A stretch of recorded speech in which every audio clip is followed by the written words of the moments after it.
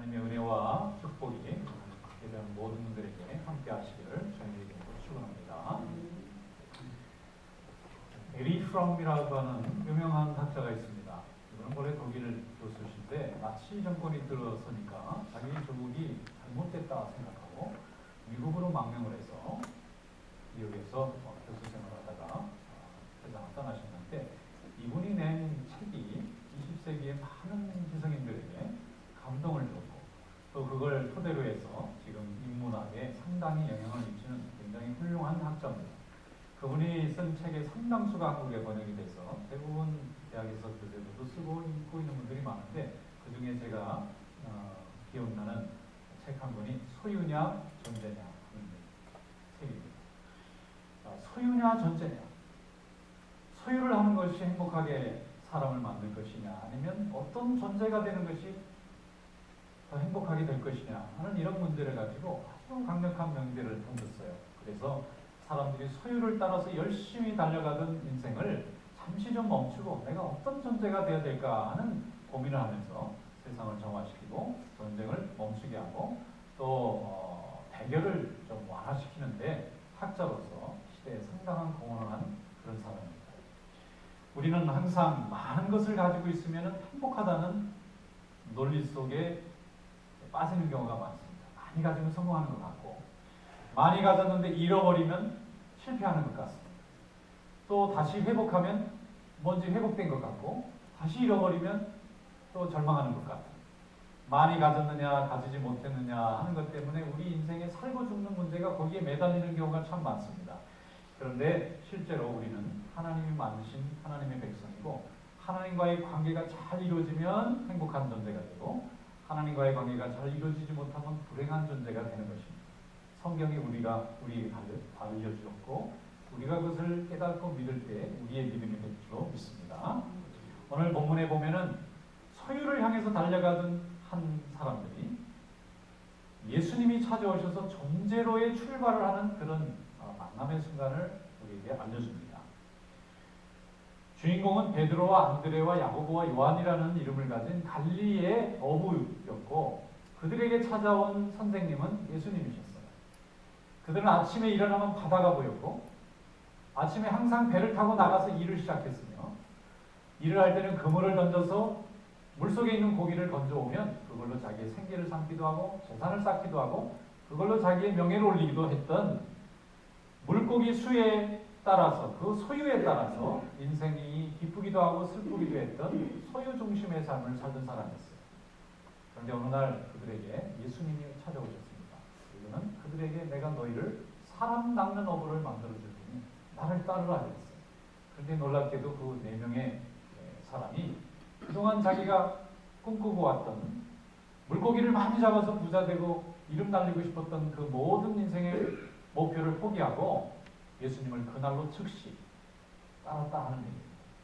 오늘 이 드라마틱한 소유 중심의 삶이 존재 중심으로 바꾸는 이 하나님의 말씀을 통해서 우리가 오늘 하나님의 음성을 들을 수 있기를 주님의 이름으로 축원합니다.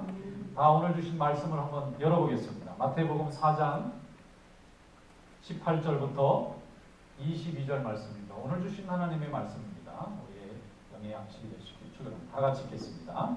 갈릴리 해변에 다니시다가 두 형제 곧 베드로라 하는 시몬과 그 형제 안드레가 바다에 그물 던지는 것을 보시니 그들은 어부라 말씀하시되 나를 따라오라 내가 너희를 사람을 낚는 어부가 되게 하리라 하시니 그들이 곧 그물을 버려두고 예수를 따르니라. 거기서 더 가시다가 다른 두 형제 곧 세베대의 아들 야고보와 그의 형제 요한이 그의 아버지 세베대와 함께 배에서 그물 깁는 것을 보시고 부르시니 그들이 곧 배와 아버지를 버려두고 예수를 따르니라. 아멘. 예수님을 만나기 전에 베드로와 안드레, 야고보, 요한은 지극히 평범하고 성실한 가장들이었습니다. 갈릴리 해변을 무대로 해서 그들의 생업과 조상적부터 내려온 가업에 근거해서 어부로서 어릴 때부터 바다를 연구하고 바다에서 고기를 건져서 그 고기를 팔아서 재산을 형성하고 그걸로 가정도 먹이고 또 자기 이름도 날리고 적당히 또 좋은 일도 하지 않았을까 싶습니다. 또 어디 기부도 하고 또 사람들이 있을 때는 또 이렇게 한 턱씩 내면서 그저 평범하게 살았던 그런 삶을 살았어요. 바다에 그물 던지고 그물이 끝나고 나면 아침에는 또 그물 찢어진 데를 기워서 다음날 고기를 잡으러 갈 수 있는 준비를 했던 그런 아주 평범한 사람이었습니다. 그런데 예수님이 오셨습니다. 그의 삶에 갑자기 쳐들어왔습니다. 예고하지도 않고 미리 노티스도 안 하고 초청장도 보낸 적이 없는데 예수님이 그들의 삶에 찾아오셨어요. 열심히 자기 근무지에서 오늘도 데스크 앞에서 일을 하고 또 오늘도 가게문을 열고 손님들에게 물건을 파는 중에 예수님이 갑자기 찾아오시듯이 베드로와 안드레와 야고보, 요한의 인생에 갑자기 찾아 들어오셨습니다. 그리고 길게 말씀하시지도 않고 나를 따라오라고. 내가 너희를 사람을 낚는 어부가 되게 해주겠다라고는 약속 하나만 가지고 나를 따라오라는 거예요. 세상 눈으로 보면은 이렇게 예수님을 그 장면을 보면 세상 사람들의 눈으로 해석하면 이렇습니다. 좀 미쳤거나 아니면 속았거나 아니면 본래 베드로, 안드레, 야고보, 요한의 인생에 대해서 좀 무책임한 사람이거나 그렇지 않고서는 자기 먹여 살려야 가족이 있고 또 자기 삶의 터전이고 일생 동안 자기 터전이었던 그 갈릴리 어부 잡을 버리고 아무 대책도 없이 그저 사람 낚는 어부라는 말 한마디만 듣고 따라 나설 수는 없는 겁니다. 지극히 정상적인 사람이라는 이런 결단을 할 수가 없는 거예요. 근데 그들은 했습니다. 무엇이 그들을 그렇게 결단할 수 있게 하였을까? 예수님의 음성을 듣고 그 음성 속에서 자기가 고민하고 좌절하고 열망했던 것에 답을 들었기 때문에 응답하고 포기하고 선택했다고 저는 믿습니다. 어부들에게 있어서 고기라고 하는 것은, 이 피쉬라는 것은 단순한 물고기가 아닙니다. 자기의 인생입니다. 자기가 인생을 펼칠 수 있는 무기입니다. 물고기는 물속에서 자유롭게 움직이는, 때로 몰려다니는 그저 생물에 불과하지만 그것을 잡아서 파는 어부에게 있어서는 이 물고기가 그냥 물고기가 아니라 자기 인생을 황금마차로 이끌어갈 수 있는 힘도 가질 수 있는 그런 재산들입니다.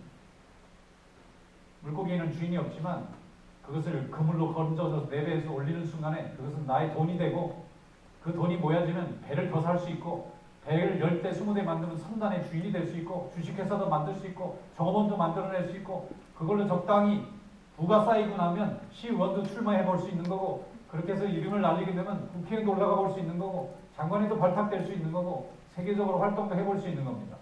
이 물고기는 단순히 물고기가 아니라 내가 오늘 대답하는 물건과 똑같을 수 있고 내가 일하는 한 시간의 임금과도 똑같은 거예요. 그런데 베드로와 안드레가 그걸 내려놓고 주님의 음성을 들을 때 따라 나갔다는 것은 제정신이 아닌 사람이거나 아니면 예수님의 말에 현혹돼서 분간 못하고 따라갔거나 그런 사람이면 모를까 이렇게 따라갈 수 없는 것입니다. 그런데 그들은 어떻게 해서 그렇게 자기 인생에 살고 죽고 하는 귀중한 이 재화를 버리고 예수님이 나를 따르라는 말 한마디를 어떻게 믿고 또 사람 낚는 어부가 도대체 고기 낚는 어부랑 어떻게 다른지도 잘 분간도 못한 채 예수님을 덜컥 따라 나갈 수 있느냐는 것입니다. 우리가 묵상해 볼 때 그렇게 생각합니다. 그들이 분별력이 없는 사람도 아니고 무책임한 사람도 아닙니다. 한 곳에서 그 오랜 세월 동안 어부를 하고 가정을 책임졌다는 것은 훌륭한 가정입니다. 책임감이 있는 사람들이에요. 판단력이 없는 사람이 아닙니다. 그런데 예수님이 이제는 물고기 잡는 인생 그만하고 사람 낚는 어부가 되라고 말씀하실 때 그걸 알아들었다. 그 말씀의 뜻을 알아들었다. 저는 한번 생각해 봤습니다. 오늘도 열심히 자기 근무지에서 자기의 일터에서 자기 비즈니스 열심히 하는 사람이 행복하냐 이거예요. 행복하냐고. 오늘도 돈을 열심히 벌고 손님들이 몰려오고 흩어지고 일터에 가면 내가 일할 곳이 있고 월급이 들어오는데 내가 지금 되게 행복하냐는 것입니다. 베드로, 안드레, 야고보, 요한도 똑같은 고민을 했을 것 같아요. 내가 이렇게 날마다 고기를 끌어올리는 일을 할 때 내가 일생 동안 얼마나 많은 부를 만들 수 있을까? 그리고 그 부를 만들어서 또 대단한 인물이 된다 해서 이 물고기로 하여금 내게 얼마나 큰 행복을 줄 수 있을까? 나는 이 물고기를 잡는 어부의 잡을 포기하지 않는 한 죽는 날까지 이 생선 비린내에서 나는 벗어날 수 없다고 생각했을 겁니다. 그래서 탈출구를 찾고 있는지도 몰라요. 어쩌면 이것이 아닌 다른 방법으로 내 인생에 좀 더 보람있고 가치있고 내 이익만이 아니라 다른 사람도 함께 행복하게 해줄 수 있는 인생이 뭔지를 고민하고 있었을지 모르겠어요. 그런데 그들의 그 고민 속에 예수님이 파고 들어오셨습니다. 사람 낚는 어부가 되게 해주겠다는 한 번도 들어보지 못한 약속, 지켜질지 아닐지 속을지도 알 수 없는 그 약속을 들었을 때에 베드로와 안드레, 야고보, 요한은 믿었습니다. 믿을 만한 가치가 있다고 생각했어요. 계속해서 평생 끊이지 않고 물고기를 매일 걸어 올리는 이 생활로 끝날 건지, 아니면 한 번쯤은 물고기 잡는 일을 내려놓고 사람 낚는 일이 무엇인지 한번 내 인생을 걸어보고 싶은 마음이 생겼을지 모르겠어요. 그러니까 여기 이 사람들이 포기한 거 보면 대단한 걸 포기합니다. 그물을 포기합니다.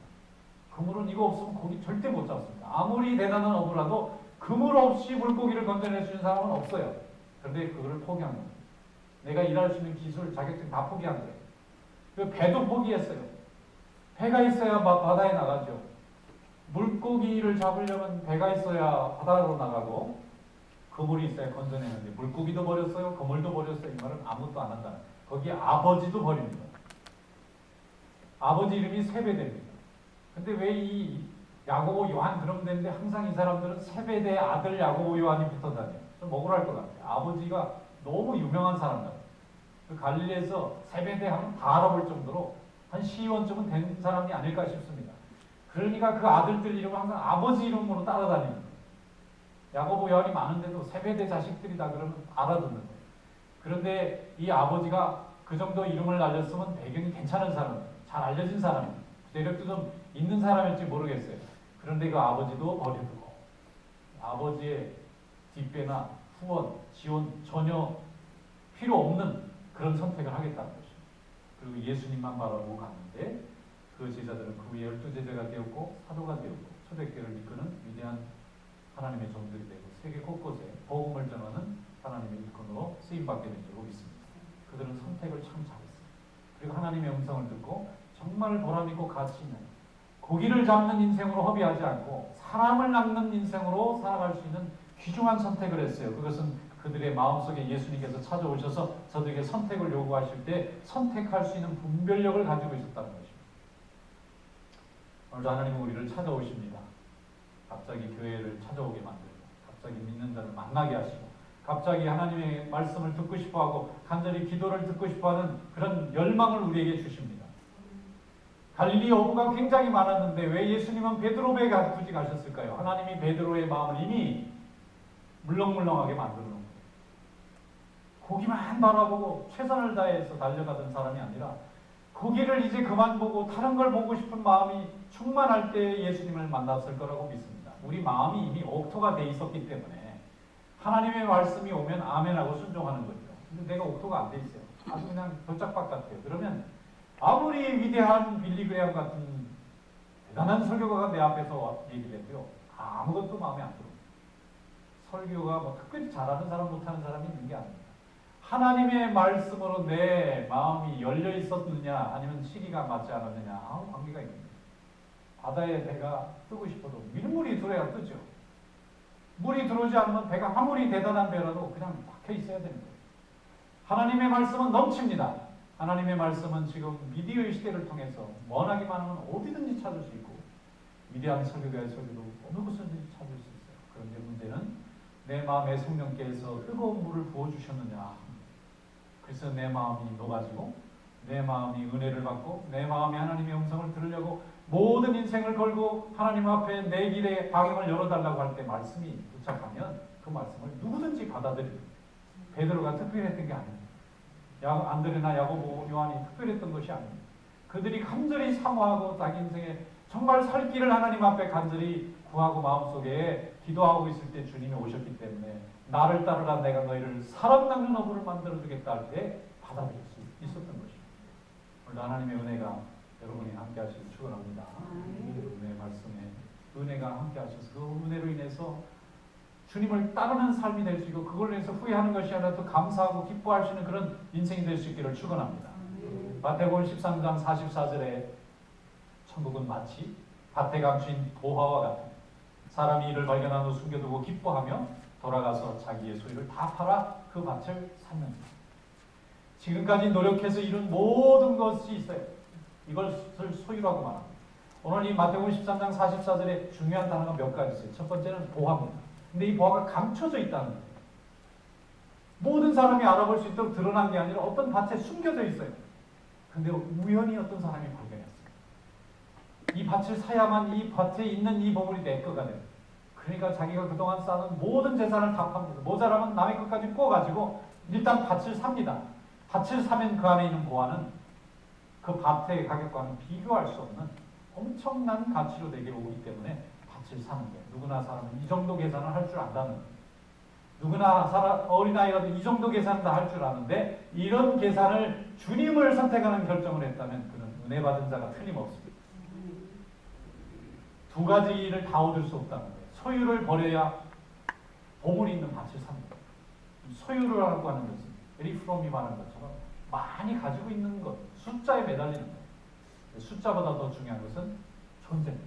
내가 주님에게 어떤 존재로 지금 서 있느냐 하는 것이 중요합니다. 존재라고 하는 것만 형성이 되면 부모와 자녀의 관계, 부부의 관계가 일어나면 나머지는 계속해서 그런 관계 속에서 열매를 맺을 수밖에 없지 않습니까? 마태복음 6장 24절에 말씀하기를 주님이 말씀합니다. 한 사람이 두 주인을 섬기지 못할 것이니 혹 이를 미워하고 저를 사랑하거나 혹 이를 중히 여기고 저를 경히 여깁니다. 너희가 하나님과 재물을 겸하여 섬기지 못하느니라.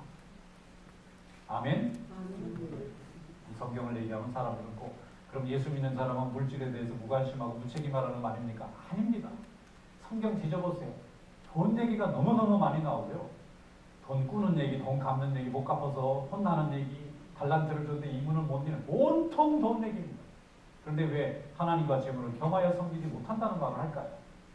그것은 재물을 모으거나 장사를 해서 이문을 남기는 걸 나쁘다고 말씀하는 것이 아니라 그것을 자기의 소유만을 위해서 달려가지 말고 하나님의 영광을 위해서 아름다운 존재로 살아라 하는 말씀이에요. 그래서 섬김을 할 때에 돈을 소유를 했고 재물을 소유했는데 이거 하나님의 영광을 위해서 살면 내가 돈의 주인이 되는 거지만 하나님께 영광 돌리는 거 다 접고 또 가족을 돌보는 것도 다 접고 사람들과 행복을 나누는 것도 다 접고 오직 숫자를 불리는 데만 매달려 있다면 하나님과 재물을 겸하여 섬길 수 없는 일화가 됩니다. 재물은 하나님이 우리에게 윤택한 복을 주실 때 사용하는 툴입니다. 그게 잘못되거나 악마적이거나 마귀적인 것이 아니에요. 그런데 하나님이 우리에게 불도 주시잖아요. 물도 주시잖아요. 불은 우리에게 음식도 만들고 따뜻하게 난방하라고 주셨는데 이걸 가지고 자기 몸을 태우거나 집을 태우면 다 죽는 거예요. 근데 이걸 잘 사용하면 이 귀한 문명의 이가 따뜻한 난방도 만들고 아름다운 음식도 만들듯이 우리에게 주신 재물도 똑같습니다. 하나님이 그것을 주신 것은 복을 받으라고 주신 거지. 이걸 가지고 자기를 해치고 남을 해치고 안 되니까 스스로 목숨을 끊고 이렇게 노예가 돼서 살라는 말씀이 아니잖아요. 주님께서 말씀하셨습니다. 물고기와 그물과 배를 버리지 않으면 사람 낚는 업으로 살아갈 수 없다는 거죠. 그래서 주님이 말씀하시기를 손에 쟁기를 잡고 뒤를 돌아보는 자는 하나님 나라에 합당하지 아니하니라. 쟁기가 뭡니까? 밭을 가려고 하는 큰 도구잖아요. 쟁기를 가지고 왔으면 그날 밭을 가려고 밭까지 나온 겁니다. 쟁기 든 사람이 집에 있을 리가 없잖아요. 쟁기 든 사람은 쟁기를 들고 밭을 갈아서 거기에 곡식씨를 심으려고 모든 준비를 해서 나온 사람이 쟁기를 드는 것입니다. 쟁기를 잡았으면 이제 갈아야 됩니다. 갈고 아름다운 씨를 뿌리고 나면 그 씨가 한 해가 지나고 나면 가을에 큰 결실이 나와서 엄청난 곡식을 얻게 될 겁니다. 그런데 쟁기를 잡은 사람이 뒤를 돌아봅니다. 쟁기를 가지고 지금 밭을 갈아야 되는데 뒤를 돌아봐요. 하지 못한 일, 해결하지 못한 일, 나의 육신의 일, 내 가정의 일, 내 인생의 명예를 붙들고 과거를 자꾸 돌아봅니다. 그러니까 쟁기를 갈아야 되는데 못 갈고 있어요. 하나님께서 내게 직분도 주시고 믿음도 주시고 사명도 주시고 이제 내가 다 알아들었어요. 깨달았어요. 확신했습니다. 그럼 갈기 시작해야 되는데 갈지를 못하고 자꾸 뒤돌아보고 주저합니다. 이런 자는 하나님 나라에 합당하지 않다. 주님이 우리를 책망한다는 말씀이 아니에요. 그런 방향으로 서 있으면 갈 수가 없다는 거예요. 우리가. 하나님의 일을 헌신할 수 없다는 거죠. 하나님의 일을 맡았으면 최선을 다하여 하나님 주신 믿음과 축복을 가지고 헌신하시기를 축원합니다. 아브라함이 100세의 아들을 낳아서 15살이 됐습니다. 얼마나 좋겠어요. 그런데 하나님이 그 아들을 잡아서 제물로 바치라 하잖아요. 아브라함이 하나님을 신뢰하지 못했으면 안 바치고 하나님이 이상한 분이라고 하나님을 버렸을 겁니다. 그런데 자식을 바치려고 했을 때 하나님이 아브라함의 믿음을 아시고 하늘의 수도꼭지를 여셨어요. 축복의 수도꼭지를 여셨어요. 그 전까지는 안 열었습니다. 그 전까지는 수십 년간 테스트해봤어요. 이 사람이 정말 축복을 받을 만한 그릇인가? 하나님의 음성이라면 자기 자식을 잡아 죽일 정도로 정말 충성할 수 있는 사람인가?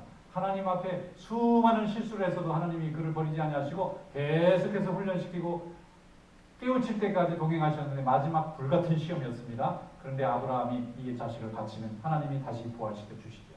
생각하고 바치려고 했던 거예요. 그랬더니 하나님이 여호와 이레 하나님이 양을 준비하셨다가 자식에게 몸에 손 하나 대지 않고도 하나님이 그 마음을 받고 그 믿음도 인정하시고 이제 하늘의 복을 내려서 그 사람은 모든 민족의 머리가 되는 믿음의 조상이 되는 그 사람처럼 살면 하나님의 복을 받는 어느 민족이나 어느 가정이나 그런 축복을 열어주신 줄 믿습니다. 하나님은 우리의 헌신을 거짓 헌신이나 모양만 내는 헌신이 아니라 누구의 사람도 들지 않아도 하나님의 마음만 들면 나는 헌신할 수 있습니다는 그 믿음을 원하시는 줄 믿습니다. 그러면 하나님이 다 열어주세요. 그런 사람은 어디든지 복의 문을 열어가니까. 하나님 일을 하기로 했으면 세속의 일을 내려놓고 하나님 앞에 생명을 헌신하는 마음으로 헌신하시기를 축원합니다. 주님의 일에 부름받았는데 헌신하지 않고 염려 속에 갇혀 있으면 한 발자국도 나갈 수 없습니다. 모든 것이 다 준비했는데 쟁기를 들고 뒤를 돌아보는 자처럼 되는 것입니다. 누가복음 21장 34절에 말씀하기를 너희는 스스로 조심하라. 그렇지 않으면 방탕함과 술 취함과 생활의 염려로 마음이 둔하여지고 뜻밖의 그날이 덫과 같이 너에게 임하리라. 예수님의 말씀입니다. 여기서 보면 방탕함은 이해가 돼요. 방탕은 나쁜 거잖아요. 또 술 취함, 그것도 나쁜 거잖아요. 근데 생활의 염려가 있어요. 이것도 하나님의 일을 가로막는 일이 될 수 있다는 걸 말씀해 주는 겁니다. 생활의 염려가 뭡니까? 아침에 일어나서 어떻게 먹고 살까? 오늘 뭐 돈을 어떻게 벌까? 어떻게 자식들 챙길까? 이게 생활의 염려예요. 근데 이 생활을 염려하면서 열심히 그 일만 하다 보면 세상에서는 칭찬받고 인정받는 사람이 되지만 하나님이 우리에게 주신 사명은 하나도 하지 못하는 겁니다. 그러면 우리는 고민합니다. 그러면 뭐 가족들 보는 것도 다 내버리고 그저 그냥 교회만 열심히 하라는 얘기입니까? 아닙니다. 성경 어디도 너의 가정을 버리고 너의 자식을 돌보지 않고 하나님만 일하라는 법이 없잖아요. 왜 자꾸 그렇게 이분법적으로 생각하느냐는 거예요. 하기 싫으니까. 어려운 문제로 자꾸 끌고 가는 거예요. 하나님의 일을 자꾸 어렵게만 자꾸 만들어놔서 그거 하는 거는 아무나 할 수 없는 일이니까 나는 내 길을 가고 자꾸 변명을 만들고 싶은 거죠. 주님은 우리에게 주신 가족이나 생업을 열심히 감당하고 거기서 행복도 누리고 거기서 얻어지는 능력과 모든 축복을 가지고 하나님의 영광을 위해서 더 열심히 해보라는 그런 하나님의 말씀입니다. 순종하면 다 이룰 수 있도록 하나님이 만들어주는 거예요. 그런데 너무 생활의 염려 속에 어떻게 먹을까, 어떻게 입을까, 어떻게 살아갈까 염려하다가 하나님께 영광 돌리는 일을 하지 못하면 덫과 같이 그날이 이 말이라. 덫이 뭔지 아시죠? 짐승을 잡으려면 사냥꾼이 덫을 넣을 때 어떻게 넣냐면 짐승이 평소 많이 다니는 길에다 넣지 잘 안 다니는 길은 안 넣습니다. 열심히 관찰했다가 저 짐승이 저기로 많이 다니는구나. 그럼 고기를 쫙 가서 거기다가 구덩이를 파고는 무서운 덫을 놓습니다. 한번 발목에 탁 걸리면은 절대로 뼈가 부러져도 빠져나올 수 없는 덫을 만들어 놓고 그 위에다가 풀을 덮어놔서 꼭 길같이 만들어 놓는 거예요. 그러면 그 짐승이 오늘도 또 지나가. 근데 탁 걸립니다. 이걸 지나가서 바로 저기에 자기가 먹어야 먹을 것을 놓고 자기가 자기 굴을 만들어 놓고 다 계획을 하고 움직이는데 덫에 딱 한 번 걸리고 나면 갈 수가 없어요. 빠져나오려고 하면 할수록 더 뼈가 부서지고 몸이 더 빨려 들어가고 나중에는 죽음의 순간을 기다리는 거죠. 우리 인생이 덫을 놓은 인생길 가는 것과 똑같다는 거예요. 내가 계획하고 내년엔 뭐 하리라, 10년엔 뭐 하리라, 그 다음에는 뭐 하리라 아무리 계획해도 그날이 덫과 같이 임하면 꼼짝하지 못하고 그날로 딱 필름 끝나듯이 인생 끝나는 것입니다. 그럼 언제 하나님께 영광 돌립니까? 하나님이 내게 주신 이 믿음, 모든 사람에게 하나님 믿음 주셨는데 그 믿음은 무엇으로 하나님께 갚을 수 있습니까? 그래서 그날에 오기 전에 하나님 앞에 기회가 있는 대로 최선을 다해서 작은 것으로 큰 것으로 능력으로 시간으로 은사로 하나님께 영광 돌리시기를 주님의 이름으로 축원합니다. 원종석이라는 분이 있습니다. 제가 참 좋아합니다. 이분은 월간 에세이를 만든 출판사 사장님인데 본래는 출판사 사장님이 아니고 한국 엘리베이터라는 회사의 사장님. 지금부터 30년 전에 한국에는 엘리베이터가 그렇게 뭐 이렇게 여러 회사가 있는 게 아니라 거의 독점하다시피 했어요. 근데 이분이 엘리베이터 기술을 가져가지고 한국에 들어와서 그거 가지고 회사를 차렸는데 뭐 엄청 돈을 벌었어요. 한국에 이제 한국은 아파트 문화잖아요. 이 부분 아파트 잘 안 짓습니다. 넓으니까 평지에 땅이 넓으니까 근데 한국은 좁으니까 위로 자꾸 올려요. 어떤 건 10층, 20층, 막 30층도 있습니다. 거기에 엘리베이터 없이 어떻게 삽니까?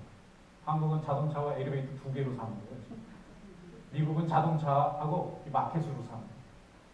이 아파트 하나가 말이죠. 웬만한 여기 빌리지 하나만 합니다. 얼마나 많이 사는 겁니까? 엘리베이터가 없으면 안 돼요.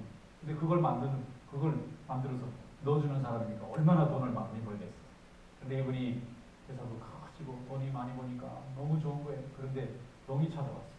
6개월 동안 거의 뭐 이렇게 병명도 알 수 없고 죽는지 사는지도 모르고 그렇게 병원에 갇혀 살았어요.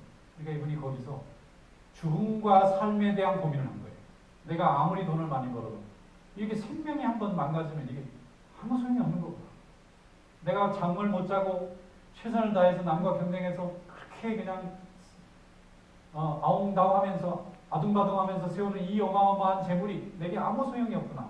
근데 누가 병실 옆에다가 책을 하나 줬대요. 근데 책을 읽어보니까 마음을 위로하는 상심한 사람, 고통받는 사람, 절망하는 사람, 병든 사람들의 그 이야기들이 써 있는데 그걸 읽으면서 이분이 살고 싶은 생의 의지가 다시 살아난 거예요. 그래서 나를 치료받고 퇴원했어요. 이분이 깨달은 게 있습니다.